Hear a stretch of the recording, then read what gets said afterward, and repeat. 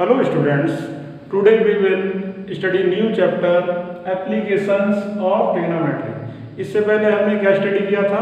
Trigonometry. इसमें क्या है कि ट्रिग्नोमेट्री का रियल लाइफ में कैसे यूज करें।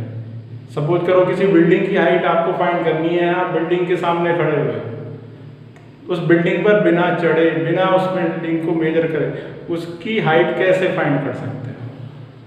तो किस तरह से ये सब होता है देखेंगे हम इस चैप्टर में। इस चैप्टर में 3 टर्म्स हैं जो आपके लिए जानने जरूरी है। First term is line of site, second term is angle of elevation, third term is angle of depression. Suppose AB is tower और आप इस टावर के सामने खड़े हो, आप इस टावर के सामने खड़े हो। AB इज टावर और इस टावर के सामने आप खड़े हो। ये टावर और ये मैन इस टावर के सामने खड़े हुए हो और टावर के सामने खड़े होकर आप सीधे सामने देखते हो। सामने देखते हो तो ये जो हॉरिजॉन्टल लाइन ड्रॉ हुई, यह है line of site. What is this? Line of site. और जब आप इसको हॉरिजॉन्टली देखते हो तो इसको हम कहते हैं horizontal line. Horizontal line, this is line of site. जब हम सीधे फ्रंट में देखते हैं straight, this is called horizontal line. और जब यहीं से हमने टावर की टॉप को देखा तब हमारी लाइन ऑफ साइट हो गई है CA। CA is line of site. Line of site. यहां से हमने टावर की टॉप को देखा तो हमारी आईज को टावर की टॉप से ज्वाइन करने वाली लाइन, लाइन ऑफ साइट। इस लाइन ऑफ साइट ने हॉरिजॉन्टल एंगल लाइन के साथ जो एंगल बनाया वो है आपका angle of elevation. Angle of elevation.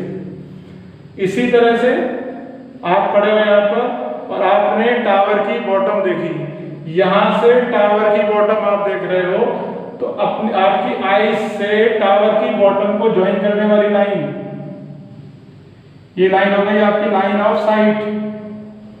Line of site, this is line of site. ये लाइन हॉरिजॉन्टल लाइन के साथ जितना एंगल बनेगी वो आपका एंगल ऑफ डिप्रेशन,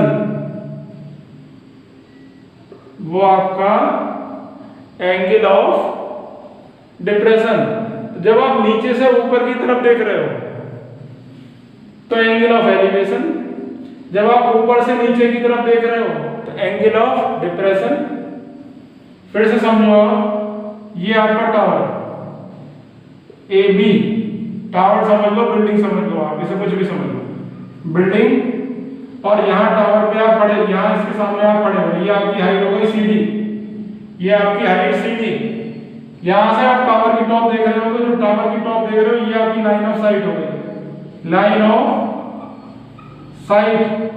और यहाँ से आप फ्रंट में देख रहे हो तो ये आपकी लाइन ऑफ साइट है। तो आप फ्रंट में देखोगे तो ये आपकी हॉरिजॉन्टल लाइन, हॉरिजॉन्टल लाइन। ये हॉरिजॉन्टल लाइन इस लाइन ऑफ साइट के साथ जो एंगल बनाएगी वो आपका angle of elevation, angle of elevation. तो लाइन ऑफ, जब आप नीचे से ऊपर की तरफ देखते हैं, जब आपने नीचे से ऊपर की तरफ देखा, सपोज करो आप रूम में खड़े हो और आप देख रहे हो फैन को, तो हॉरिजॉन्टल लाइन से जितनी आपने गर्दन अपनी ऊपर की तरफ करी, जितनी नेक आपने ऊपर की तरफ घुमाई, जितने एंगल, वो हो गया आपका एंगल ऑफ एलिवेशन। और सपोज करो आप बिल्डिंग की छत पे खड़े हो और वहां से ग्राउंड पे नीचे कोई बॉल पड़ी हुई, आप ऊपर से नीचे की तरफ देख रहे हो तो हॉरिजॉन्टल लेवल से जितनी आपने बॉल देखने के लिए नेक नीचे करी वो आपका एंगल ऑफ डिप्रेशन। ये आपकी बिल्डिंग, आप बिल्डिंग की टॉप पर हो और ये हॉरिजॉन्टल लाइन हो गई, यहाँ पर बॉल है सी पर, तो आप AC is line of site, यहां से इस बॉल को देखने के लिए आपने अपनी गर्दन जितनी नीचे की तरफ घुमा दी वो आपका angle of depression, angle of depression. तो जब नीचे से ऊपर की तरफ देखते हैं तब हमारा एंगल ऑफ एलिवेशन, और जब ऊपर से नीचे की ओर देखते हैं तो angle of depression.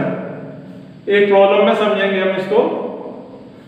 Suppose this is it ABC, ABC, AB is tower, AB is tower, और यहां पर कोई मैन है, C से A को देखता है, तो ये जो लाइन ऑफ साइट की डिस्टेंस है ये 20 मीटर आपको गिवन है। आपको क्या फाइंड करना है? आपको फाइंड करना है या इस टावर की हाइट फाइंड करनी है और इस टावर की पॉइंट C से डिस्टेंस कितनी है आपको वो बतानी है। यानी आपको BC बतानी है और AB बतानी है। दोनों देखिए आप,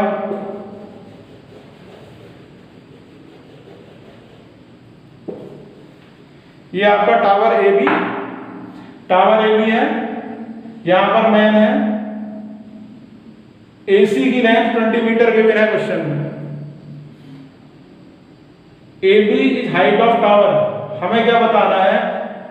यहाँ पॉइंट C पर जो आदमी है, जो मैन खड़ा हुआ, उसकी इस टावर से डिस्टेंस कितनी है? BC है। तो इस BC की वैल्यू चाहिए और इस टावर की हाइट चाहिए AB। कैसे निकलेगा? एंगल ऑफ इंक्लिनेशन दिया हुआ, एंगल ऑफ एलिवेशन गिवन है 30 degree, angle of elevation is given 30 degree. तो this is a right angle, in right triangle ABC, in right triangle ABC, right triangle ABC में यहां से आपने टावर को देखा, इस राइट ट्रायंगल ABC में आपके पास क्या क्या है? 30 डिग्री एंगल दिया हुआ है, हाइपोटेन्यूज दिया हुआ है, और AB फाइंड करना है और BC फाइंड करना है। एंगल AB और AC में रिलेशन क्या है? इस एंगल के लिए ये परपेंडिकुलर है और ये हाइपोटेन्यूज है। तो P और H का रेशो क्या होता है? P और H का रेशो होता है साइन। तो in right triangle ABC, in right triangle ABC sine 30 degree equal to perpendicular upon hypotenuse. Perpendicular is AB और hypotenuse is AC। AC is 20, value of sin 30 degree is 1/2. So 1/2 equal to AB upon 20. AB equal to 20/2, 10 metre. ये आ गई आपकी height of tower. आप tower के ऊपर नहीं चढ़े और आपको इसकी हाइट पता चल गई। इसी तरह से इस पॉइंट से इसकी डिस्टेंस BC कैसे फाइंड होगी? इस एंगल के लिए ये BC बेस है और AC है आपका हाइपोटेन्यूज। बेस और हाइपोटेन्यूज में जो रिलेशन है, बेस अपॉन हाइपोटेन्यूज, कॉस का रिलेशन है। तो in right triangle ABC, in right triangle ABC we have, in right triangle ABC we have